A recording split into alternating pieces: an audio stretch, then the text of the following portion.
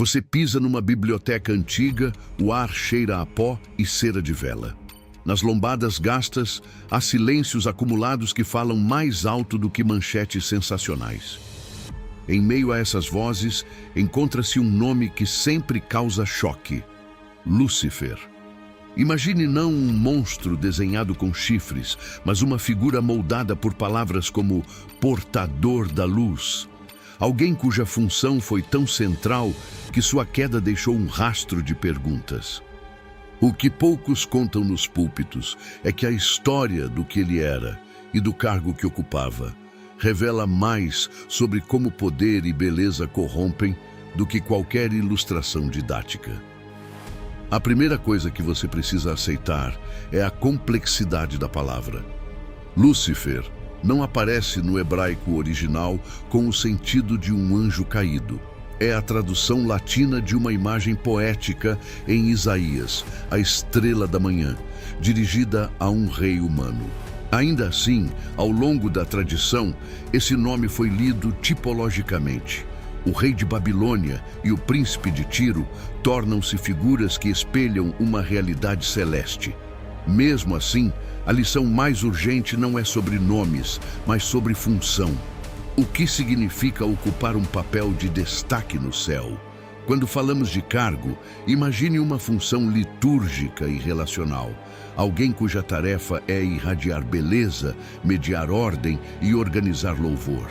Na imagética antiga, tal função tem tanto poder simbólico quanto responsabilidade. Pense em um arquiteto da liturgia, um porta-voz da luz, que ajuda a orientar a criação para o Criador. Em posição assim, a proximidade ao centro torna-se risco. A luz que reflete facilmente se transforma em brilho que cega. A narrativa da queda, nas tradições posteriores, focaliza justamente essa transformação, do servir ao reclamar. Volte sua atenção ao texto. Isaías 14 e Ezequiel 28 usam linguagem de corte e templo para criticar soberanos humanos. Eles falam de orgulho, comércio e ruína. A leitura cristã antiga leu ambas as passagens como eco de uma queda angelical. Daí nasceu a ideia de um ser que ocupava altos postos e, por orgulho, tornou-se adversário. A nuance que poucos pastores enfatizam em sermões rápidos é que essa teologia não serve só para moralizar indivíduos. Ela revela perigos institucionais. Um cargo que serve pode ser transformado em mecanismo de dominação quando as estruturas legitimam autoveneração. Visualize o céu como uma câmara de honra, não uma monarquia distante. Há hierarquia litúrgica, padrões de louvor, papéis que mantêm o ritmo do cosmos. Um portador da luz aqui seria alguém cuja função é orientar essa cadência. E por isso, quando a função se corrompe, todo o ritmo se perde. A queda não é só uma queda pessoal, é um deslocamento que reverbera pelo sistema. A narrativa clássica mostra que quando uma figura central substitui serviço por ambição, a comunidade sofre contaminação. Orgulho viraliza. Agora preste atenção à psicologia do brilho. Beleza atrai, autoridade atrai. Ambos, se não governados por humildade, geram desejo de mais. Na era contemporânea, o cargo pode ser traduzido em seguidores, likes e discursos viralizados. A modernidade não inventou a sedução do destaque. Ela apenas a amplificou. A lição textual é simples. Função é servil, fama é fim. Quando trocamos a função pela fama, o que era ponte torna-se altar. É importante distinguir culpa e responsabilidade institucional. Muitos relatos eclesiais reduzem a narrativa à personificação do mal. O demônio fez isso. E param por aí. A leitura madura faz o caminho oposto. Pergunta como as estruturas permitiram que a sedução tomasse corpo. O cargo secreto que a tradição atribui a Lúcifer é um alerta. Sem mecanismos de contenção e prestação de contas, qualquer função elevada pode se tornar terreno fértil para orgulho institucional. Repare em como a tradição patrística moldou a história. Padres e teólogos antigos, ao entrelaçar textos proféticos com especulações angelológicas, deram forma à imagem do anjo excelso que caiu. Essa narrativa funcionou como ferramenta pastoral, advertência contra orgulho e também como mapa moral. Todo poder precisa de freios. Mas o perigo moderno é tratar essa história como fábula e ignorar a anatomia organizacional que ela revela. Uma imagem poderosa que rara vez é explorada nos sermões contemporâneos é a do ritual que vira espetáculo. Lúcifer, no papel de porta-luz, poderia ter presidido um ritual que aponta para Deus. A corrupção transforma esse rito em palco que culmina no culto a figuras humanas. O risco não é liturgia em si, mas liturgia que glorifica quem administra a liturgia. O cargo secreto ensina que a estética sem ética é portadora de ruína. E aqui vem a pergunta direta que nenhum pastor gosta de ouvir. Sua comunidade tem mecanismos institucionais que previnem este tipo de captura? Quando a resposta é não sei, é sinal de alerta. Estruturas que centralizam decisões num indivíduo, controles financeiros fracos, ausência de pares que possam questionar. Esses são ambientes em que qualquer cargo por baixo pode se transformar em trono. As escrituras, lidas em profundidade, convidam à descentralização responsável. Você também precisa notar a face íntima do problema. Não é só sobre líderes carismáticos, é sobre você. Dentro do peito humano, há fascínio por reconhecimento. E pequenas vitórias diárias alimentam desejos maiores. O cargo torna-se interno quando buscamos ser vistos.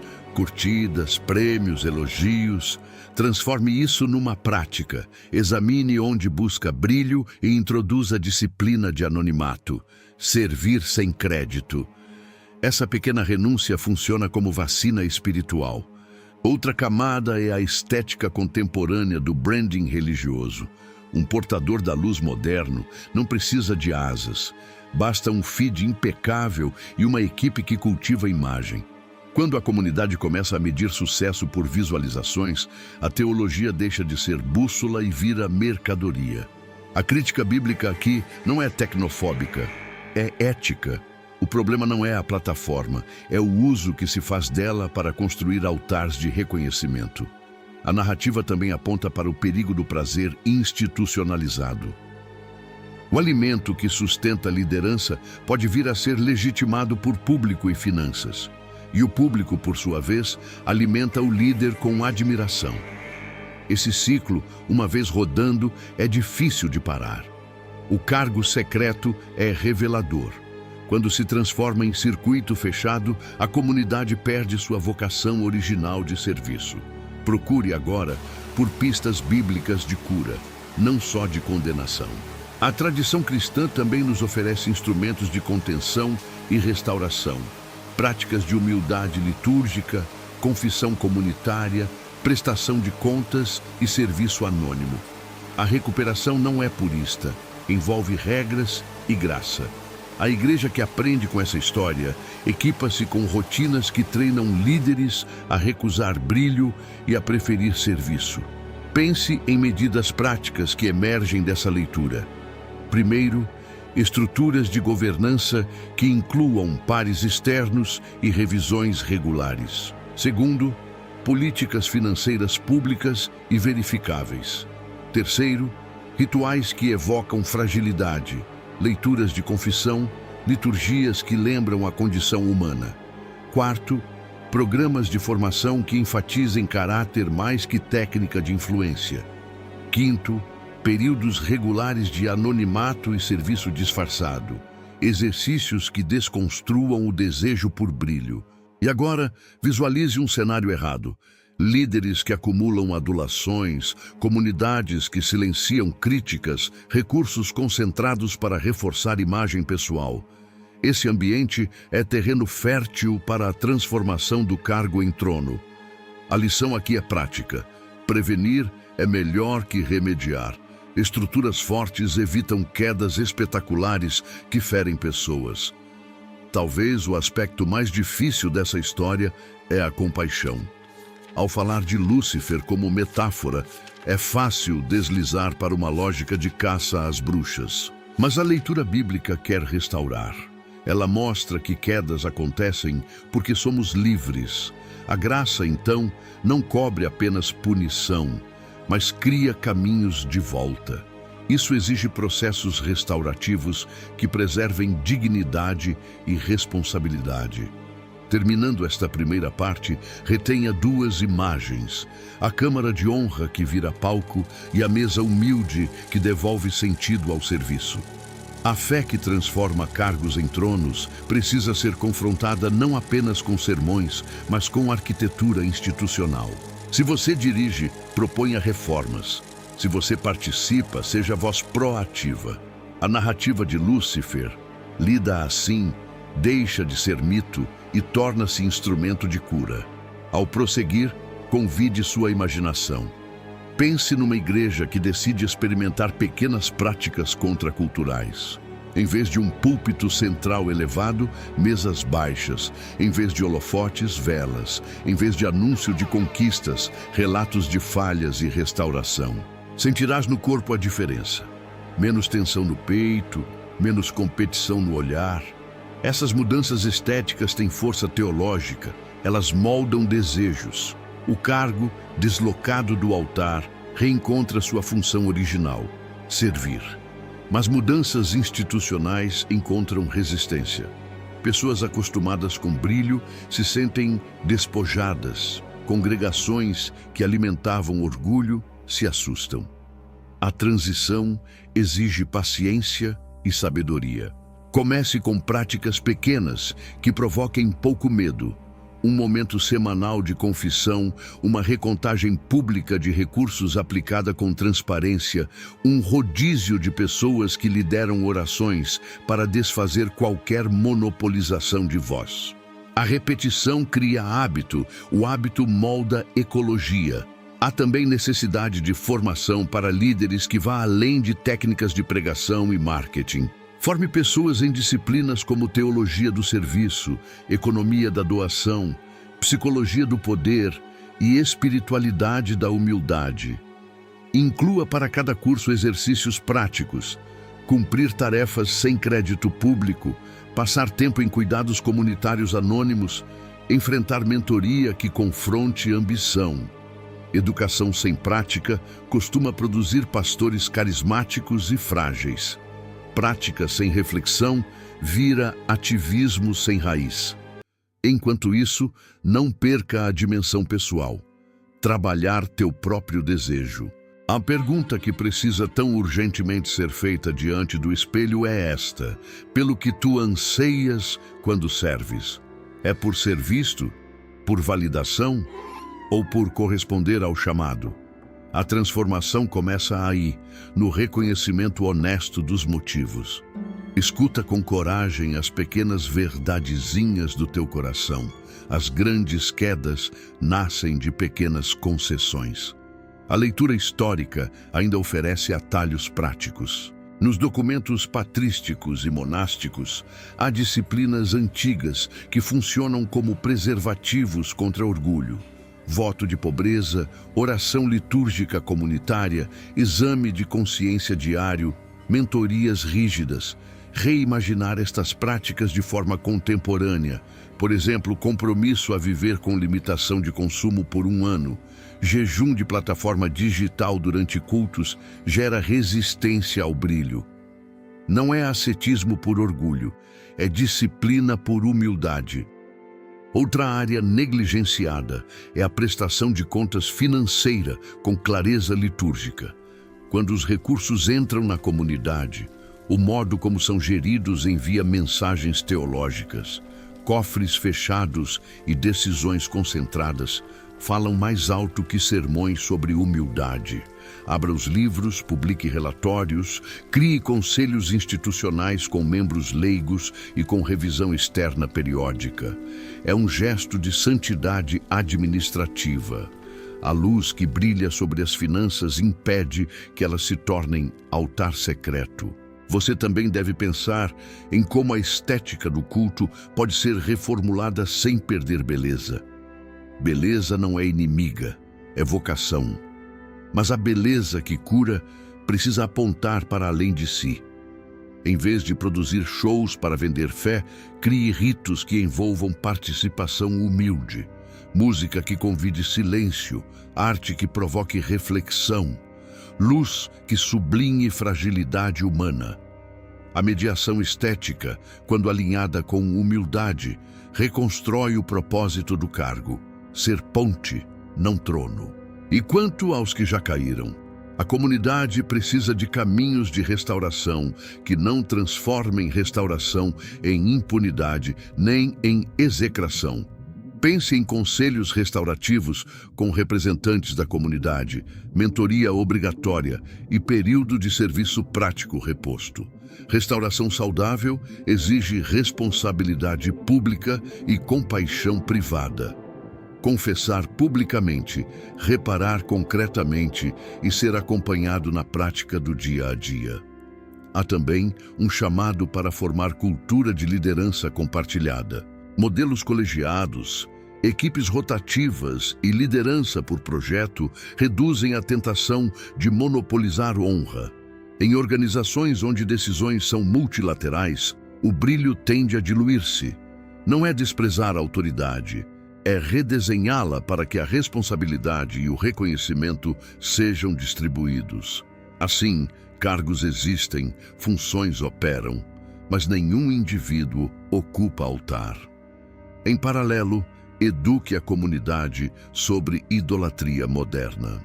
Líderes não caem em câmara isolada. A congregação muitas vezes cria ídolos por demanda. Anjos medíocres não surgem por acaso. Formamos expectativas de espetáculo, eficiência e sucesso que validam essa ascensão. Construa sermões que façam perguntas desconfortáveis. Que tipo de admirador quero ser? Que padrões de sucesso alimentamos? Como reagimos quando líderes falham? Perguntas certas geram cultura crítica. Reflita também sobre linguagem. Termos como ministério próspero, impacto massivo, influência, precisam ser balanceados com palavras de solidez, fidelidade, serviço, santidade. Ajustar vocabulário não é retórica vazia, é treino de desejo. O que nomeamos, desejamos. Se a gramática comunitária exalta fama, o coração buscará fama. Ao renomear sucesso, reprogramamos objetivos. Agora, visualize um plano de 90 dias para começar transformação. Primeiro mês, auditoria e transparência financeira. Segundo mês, introdução de ritos de confissão pública e períodos de anonimato nos ministérios. Terceiro mês, formação obrigatória para líderes, com exercícios práticos de serviço anônimo e mentoria externa. Documente tudo, partilhe avanços e fracassos de forma honesta. Pequenas vitórias reforçam um novo hábito. Honestidade cria confiança. Em um nível pessoal, implemente rotinas diárias que te mantenham livre.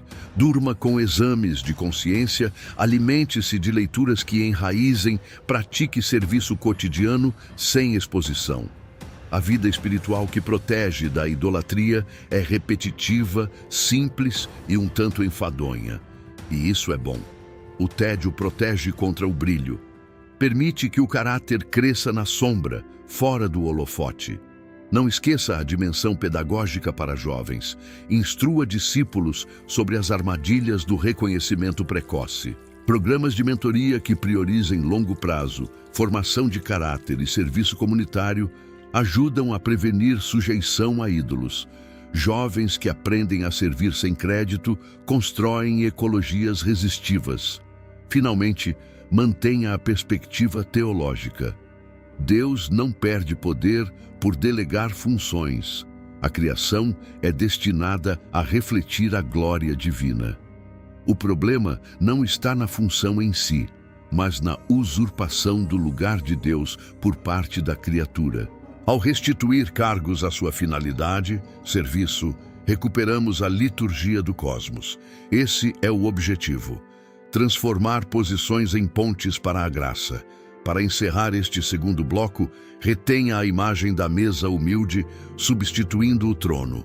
A mesa congrega, alimenta e nivela. O trono concentra, exalta e separa. Mude pequenos arranjos, mesas em vez de púlpitos, velas em vez de holofotes, confissões em vez de ratings, e verás uma cultura diferente emergir. Não é transformação instantânea, é disciplina paciente. Ao avançar para a conclusão, imagine a comunidade que escolhe intencionalmente a mesa em vez do trono. Visualize famílias chegando, não para fotografar um espetáculo, mas para sentar e receber. Líderes que saem do púlpito para lavar pés e distribuir pão. Jovens formados em silêncio e serviço, tornando-se novos portadores de luz. Luz que aponta sempre além de si. Essa transformação é menos dramática em imagens virais e mais profunda em rostos que não fogem ao olhar do outro. Há resistência, claro. Mudanças tocam poder e poder resiste. Algumas pessoas preferirão o brilho e abandonarão. Outras se converterão à nova ética e ficarão. Isso é parte do processo. Lembre-se, saúde institucional não se mede por unanimidade, mas por fidelidade às práticas que mantêm integridade. A paz que brota de ambientes sustentáveis é diferente da paz que vem de tranquilizar aparências. Também é preciso reconhecer beleza e gratidão onde elas existem. Nem toda liderança carismática é corrupta. Há rostos luminosos que orientam, inspiram e permanecem humildes. O discernimento não é caça ao brilho, mas teste de fruto. Quando o brilho produz humildade, justiça e serviço, ele é graça, não laço. Aprenda a distinguir brilho que aponta para Deus do brilho que absorve a adoração.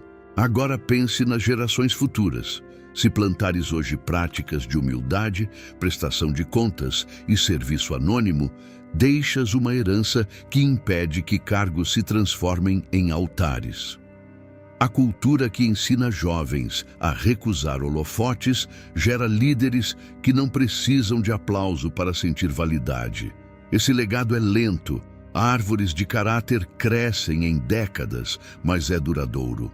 Para concluir com um desafio prático, escolha uma ação concreta esta semana. Pode ser propor uma roda de confissão na sua comunidade, exigir publicação de relatórios financeiros, organizar um mutirão anônimo de serviço ou simplesmente recusar ser filmado enquanto realiza uma boa obra. Faça e depois escreva um breve relato. O que sentiste? Que reação encontrou? Essa prática de pequenos passos gera mudança real. Finalmente, retome a imagem do portador da luz. Lembre-se de que a luz não existe para si. Ela existe para iluminar o caminho. Se algum cargo ou função em tua comunidade começou a buscar luz para si mesmo, volte ao princípio. Restaure a mesa, reescreva práticas, crie freios. O que parece segredo místico é, na verdade, um convite pastoral. Viver de forma que a beleza sirva e não domine. Saia daqui com 2 compromissos. Primeiro, cultivar humildade pessoal. Examine diariamente teus desejos por brilho. Segundo, agir na comunidade. Proponha ao menos uma medida de prestação de contas ou serviço anônimo nos próximos 30 dias. Pequenas ações geram culturas novas. A narrativa de Lúcifer nos adverte, mas também nos ensina a arte de restaurar. Que este estudo te desperte para uma vigilância não ansiosa, mas prática. Olhos atentos, mãos prontas para servir. Corações que preferem o sustento da mesa ao brilho do trono. A história do cargo secreto não é um enigma sombrio para divertir o medo. É uma luz pedagógica que aponta para a cura. Vá e pratique.